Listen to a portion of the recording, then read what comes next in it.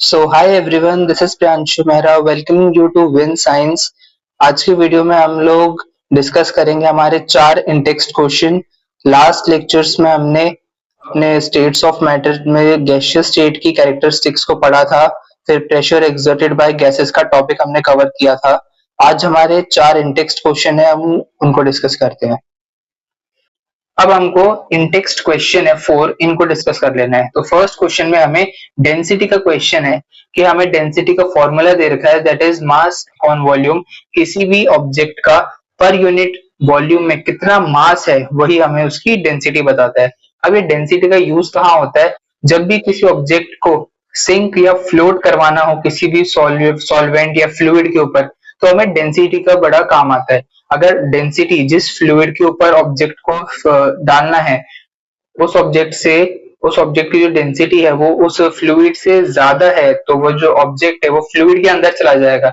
यानी simple example लेंगे, अगर एक आयरन की बॉल को पानी पे तैराना है, तो आयरन की बॉल जो है उसकी डेंसिटी देखनी पड़ेगी कि पानी से ज्यादा है या कम है। अगर ज्यादा है तो वो उसकी जो है वो डेंसिटी, अगर पानी से ज्यादा है बॉल की, तो बॉल नीचे चली जाएगी यानी कि डूब जाएगी। और वैसे ही अगर कोई प्लास्टिक बॉल है, कोई एम्प्टी प्लास्टिक बॉल है, तो उसकी डेंसिटी कैसी होगी? पानी से कम होगी जनरल केसेस में, और फिर वो आराम से फ्लोट कर सकती है। तो इस तरीके से जिसकी डेंसिटी अगर ज्यादा होगी वो फ्लोट करेगा, जिसकी डेंसिटी कम होगी वो डूब जाएगा। अब हमको देखना है जो ऑब्जेक्ट के नाम है यहाँ पे, air, exhaust from chimneys, honey, water, chalk, cotton, iron, इन सब की जो डेंसिटी है हमको इंक्रीजिंग ऑर्डर में लगाना है। तो सबसे पहले एयर और एग्जॉस्ट फ्रॉम चिमनीज को कंपेयर करते हैं, क्योंकि ये देखने में काफी सिमिलर लग सकते हैं। लेकिन एयर की बात करिए, इसमें तो गैसेस हैं, वाटर पार्टिकल्स हैं, वाटर मॉलिक्यूल्स हैं, वाटर वेपर्स हैं, लेकिन बहुत कम अमाउंट में, लेस देन 1%। और गैस सॉरी वाटर वेपर्स है, और उसके बाद डस्ट पार्टिकल है वो है लेस देन 1%। और मैक्सिमम इसमें गैसेस हैं। लेकिन जो एग्जॉस्ट निकल रहा है चिमनी से, उसमें तो डस्ट पार्टिकल्स हैं, स्मोक है, काफी सारा अनबर्न्ड कार्बन है। इसका मास तो नॉर्मल गैसेस से ज्यादा ही है, इसीलिए मास ज्यादा है। और डेंसिटी के फॉर्मूला में मास न्यूमरेटर है, इसीलिए डेंसिटी से डायरेक्टली प्रोपोर्शनल भी है।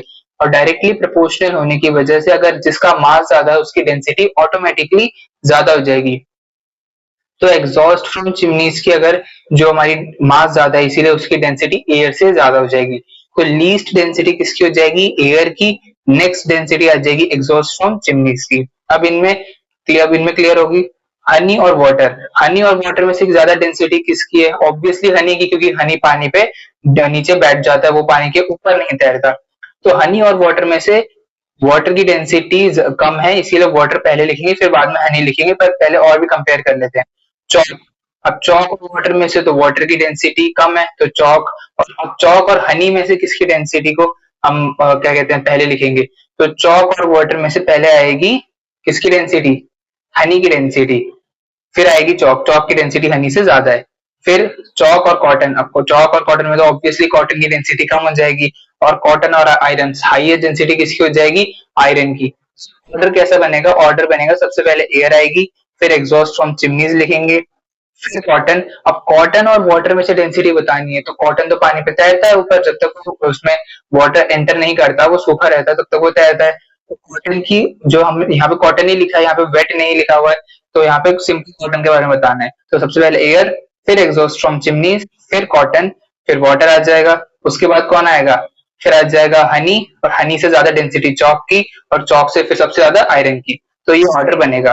क्वेश्चन नंबर 2 देखना है, इसमें टेबुलर फॉर्म में हमें स्टेट्स ऑफ मैटर की कैरेक्टरिस्टिक्स को कंपेयर करके दिखाना है। एक एग्जांपल हमने स्लाइड में लगा रखा है, शेप, वॉल्यूम, डेंसिटी और कंप्रेसिबिलिटी का। इस तरीके से आप भी बना सकते हो। और कुछ हमने प्रॉपर्टीज जूनियर क्लासेस में भी समझी हैं, जैसे कि लस्ट्रस, जो मेटल्स कुछ सब्सटेंसेस होते हैं, वैसे हम यहाँ पर उन्हें नहीं लगाएंगे, लेकिन हम और प्रॉपर्टीज को, जैसे रिजिडिटी को यहाँ पे लगा सकते हैं, जो हमने क्वेश्चन 2 में भी डिस्कस करना है। तो यहाँ पे हम पहले जो 4 है उनको डिस्कस कर लेते हैं। जैसे कि शेप, सॉलिड्स की डिफाइनाइट होती है, फिक्स्ड शेप है, सॉलिड्स की वॉल्यूम भी फिक्स्ड है, हाईएस्ट उनकी डेंसिटी है, लेकिन जो नेग्लिजिबल कंप्रेसिबिलिटी शो करते हैं, कंप्रेसिबल ऑलमोस्ट जीरो कंप्रेसिबल होते हैं। अब लिक्विड शेप उनकी फिक्स्ड नहीं है, लेकिन एक खासियत है, जिस कंटेनर में डालेंगे उसी की शेप ले लेंगे। उनकी डेंसिटी, उनकी जो वॉल्यूम है वो भी फिक्स्ड नहीं होती है, सॉरी उनकी वॉल्यूम फिक्स्ड होती है, गैसेस की वॉल्यूम फिक्स नहीं होती है। लेकिन गैसेस की प्रॉपर्टी वाटर, जैसे वाटर शेप वाली प्रॉपर्टी में एक्सपर्ट है, वैसे ही गैसेस जो है वॉल्यूम वाली प्रॉपर्टी में एक्सपर्ट है। जिस कंटेनर में डालोगे उसकी 100% वॉल्यूम ऑक्यूपाई कर लेंगी। गैसेस की शेप इनडिफाइनाइट है, यानी कि डिफरेंट, यानी कि उनकी फिक्स्ड शेप नहीं है। डेंसिटी की बात करें तो सॉलिड्स जो है वो जो है हाईएस्ट कंप्रेसिबल है, सॉरी हाईएस्ट डेंस है। लिक्विड जो है सॉलिड्स के मुकाबले कम डेंस है, लेकिन जो गैसेस के मुकाबले ज्यादा डेंस है। और सबसे कम डेंस कौन से हैं? गैसेस। अब कंप्रेसिबिलिटी, जो सबसे कम डेंस वो सबसे ज्यादा कंप्रेसिबल, क्योंकि कम मॉलिक्यूल्स हैं, एक कम पार्टिकल्स हैं एक यूनिट एरिया में, और उन पार्टिकल्स को कंप्रेस करना इजी है। तो गैसेस की डेंसिटी लोएस्ट है और कंप्रेसिबिलिटी हाईएस्ट। वैसे ही लिक्विड्स जो हैं गैसेस के मुकाबले जो कि ज्यादा डेंस हैं, लेकिन गैसेस के मुकाबले कम कंप्रेसिबल हैं। और वैसे ही सॉलिड जो है वो तो बिल्कुल ही नेग्लिजिबल कंप्रेसिबल है। अब हमें इसी के बी पार्ट में कुछ प्रॉपर्टीज के ऊपर कमेंट्स करना है, जैसे कि रिजिडिटी। अब रिजिडिटी की प्रॉपर्टी स्टेट्स ऑफ मैटर यानी सॉलिड लिक्विड गैस में हम कैसे कैसे इसको चेक कर सकते हैं। तो सॉलिड्स तो सबसे ज्यादा रिजिड होते हैं, तो हमने पढ़ा था, क्योंकि अपने ऊपर होने वाले चेंज या अपनी शेप पर होने वाले चेंज को ये हमेशा रेजिस्ट करते हैं। लिक्विड इस चेंज को रेजिस्ट नहीं करते और गैसेस तो बिल्कुल नहीं। तो यहाँ पे रिजिडिटी की प्रॉपर्टीज सिर्फ सॉलिड्स शो करते हैं, लिक्विड्स और गैसेस नहीं। कंप्रेसिबिलिटी, सॉलिड्स कैसे होते हैं, जैसे हमने टेबल में भी देखा, ऑलमोस्ट नेग्लिजिबल कंप्रेसिबल होते हैं। लिक्विड्स और गैसेस कंप्रेस हो सकते हैं और गैसेस हाईएस्ट कंप्रेसिबिलिटी शो करती हैं। अब आ गया है कि फिलिंग अ गैस कंटेनर। अब फिलिंग अ गैस कंटेनर में जो फिलिंग वर्ड है ना, यहाँ से हमें समझना है। फिलिंग का मतलब है कि जिस कंटेनर में हम डाल रहे हैं इसको पूरा का पूरा इसकी वॉल्यूम कवर करनी है। चाहे 100 ml का कंटेनर लो या 1000 ml का लो या कितने भी वॉल्यूम का कंटेनर लो, उसकी पूरी वॉल्यूम कवर करनी है। तो ये काम सबसे अच्छे से कौन करता है? जो 100% वॉल्यूम कवर कर लेता है वो होती है गैसेस। तो ये फिलिंग अ गैस कंटेनर का काम कौन कर सकता है? Only gases. शेप की बात करेंगे तो सॉलिड्स की कैसी है? Fixed definite shape. लिक्विड और गैसेस की कैसी है? Different shape. लेकिन यहाँ पे लिक्विड्स की प्रॉपर्टी शो करे, क्या प्रॉपर्टी है इनकी? जिस कंटेनर में डालेंगे उसी की ये शेप ले लेंगे। फिर हमारी काइनेटिक एनर्जी और डेंसिटी आ जाती है। तो काइनेटिक एनर्जी जो है सबसे ज्यादा किसकी है? काइनेटिक एनर्जी गैसेस की सबसे ज्यादा है। क्यों? पार्टिकल सबसे फास्ट है, इसी में तो मूवमेंट करते हैं। लिक्विड्स की सबसे कम काइनेटिक एनर्जी और जो सॉरी सॉलिड्स की सबसे कम काइनेटिक एनर्जी और लिक्विड्स की मॉडरेट, यानी कि गैसेस से कम लेकिन लिक्विड से, लेकिन सॉलिड से ज्यादा काइनेटिक एनर्जी होती है। फिर आ जाएगी डेंसिटी, जो कि हमने टेबल में भी डिस्कस किया। सॉलिड्स की जो है सबसे ज्यादा डेंसिटी है, गैसेस की सबसे कम और लिक्विड्स की फिर से मॉडरेट मीडियम डेंसिटी। हम लोगों ने क्वेश्चन नंबर 1 और 2 डिस्कस कर लिया था। लास्ट 2 क्वेश्चन है 3 और 4, गिव रीजंस का क्वेश्चन है क्वेश्चन नंबर 3। इसके 4 पार्ट्स हैं। ए पार्ट डिस्कस करेंगे, a gas fills completely the vessel in which it is kept. अब ये प्रॉपर्टी जो हमने गैसेस की पढ़ी थी कि उनकी इनडिफाइनाइट वॉल्यूम होती है, लेकिन एक क्वालिटी, एक प्रॉपर्टी है कि जिस भी कंटेनर में डालेंगे, जिस भी वेसल में डालेंगे, उसकी 100% वॉल्यूम जो गैसेस है कवर कर लेंगे, अटेन कर लेंगे। तो यही प्रॉपर्टीज का रीजन है कि गैसेस जो होती है उनकी the gases have a property of indefinite volume, but they have a special quality or a special property that they can attain 100% volume or complete volume of the container or vessel in which it is kept in। इसी वजह से gases जो है जिस भी container में या vessel में रखी होती है उसको अच्छे से भर देती हैं, कंप्लीटली फिल करती हैं। ए पार्ट हो गया। B part, a gas exerts pressure on the walls of the container. अब गैसेस जो होती हैं जिस भी कंटेनर में रखी है उसकी जो वॉल्स है उस पर कुछ प्रेशर भी लगा रही होती हैं। अब वो ये इसीलिए होता है क्योंकि जो जैसे हमने पढ़ा था उनकी हाईएस्ट काइनेटिक एनर्जी है, इसीलिए पार्टिकल्स का fastest movement as compared to solids and liquids. Gases में फास्टेस्ट मूवमेंट चल रहा होता है और इसी फास्टेस्ट मूवमेंट जो कि रैंडम मोशन में है, रैंडम मूवमेंट हो रहा है, इसी की वजह से पार्टिकल्स एक दूसरे से भी बहुत ज्यादा कोलाइड करते हैं और जिस कंटेनर में उसकी वॉल्स को भी बार बार हिट करते रहते हैं।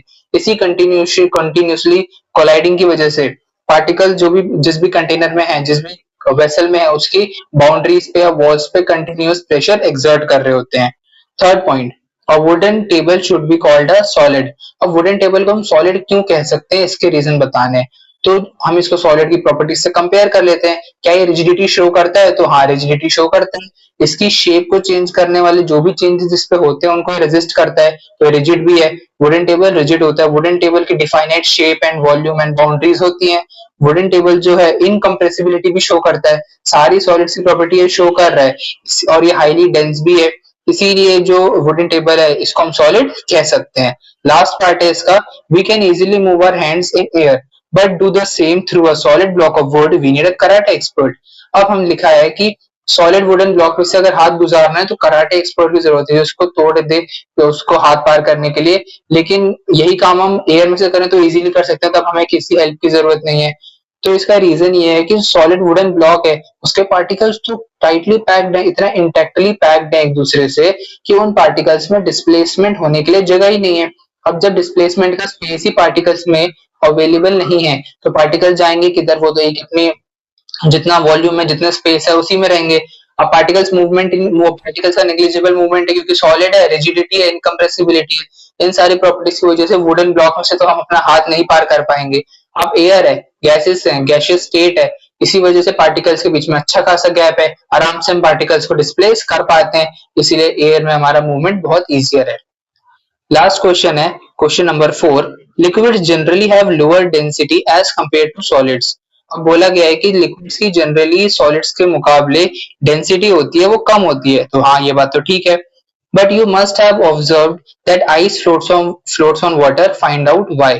तो बोला गया है कि हमने काफी बार नोटिस किया है कि आइस जो है वो लिक्विड्स यानी कि जो नॉर्मल वाटर है उसके ऊपर फ्लोट करती है, तो ऐसा क्यों है हमको ये बताना है। तो आइस सॉलिड है लेकिन और लिक्विड जो है वो वाटर जो है वो लिक्विड फॉर्म में है, लेकिन फिर भी आइस फ्लोट करती है, तो ये इसीलिए होता है क्योंकि वाटर की एक स्पेशल प्रॉपर्टी है, नॉर्मल जो भी कोई सॉलिड है या फिर कोई नॉर्मल मैटर है वो जब फ्रीज होता है, अब वो फ्रीज होने के बाद एक्सपैंड नहीं करता, वो फ्रीज होने के बाद कंडेंस हो जाता है, काफी डेंस होता है, लेकिन वाटर जो होता है फ्रीज होने के बाद एक्सपैंड करता है, उसके बीच में एयर कॉलम्स बन जाते हैं जिनके अंदर काफी सारी एयर ट्रैप होती है, एयर बबल्स होते हैं। अब इसी वजह से जब आइस जमती है, आइस अच्छे से फ्रीज हो जाती है, तो उसके अंदर एक्चुअली वाटर कंटेंट तो होता है लेकिन जो एयर कंटेंट है, एयर बबल्स है वो भी काफी ज्यादा होते हैं, इसीलिए एक यूनिट एरिया में जितने पार्टिकल्स आइस में है पानी के अंदर उससे ज्यादा पार्टिकल्स हैं, इसीलिए जो पानी है उसकी डेंसिटी भी आइस से ज्यादा हो जाती है, इसीलिए जो आइस है वो पानी के ऊपर फ्लोट कर पाती है। तो यहाँ पर हम डेंसिटी का रीजन लिखेंगे और ये रीजन लिखेंगे कि ice have air columns or air bubbles in it so that air traps in the ice and the trapped air in ice decreases the density of ice as compared to normal water। Okay, तो ये इसका reason हो गया। अब हमारे चारों question discuss हो गए हैं। अब इस वाले वीडियो में इतना ही। I hope you like the lecture and if you did don't forget to like and share it and subscribe to the channel. I'll see you in the next lecture. Goodbye.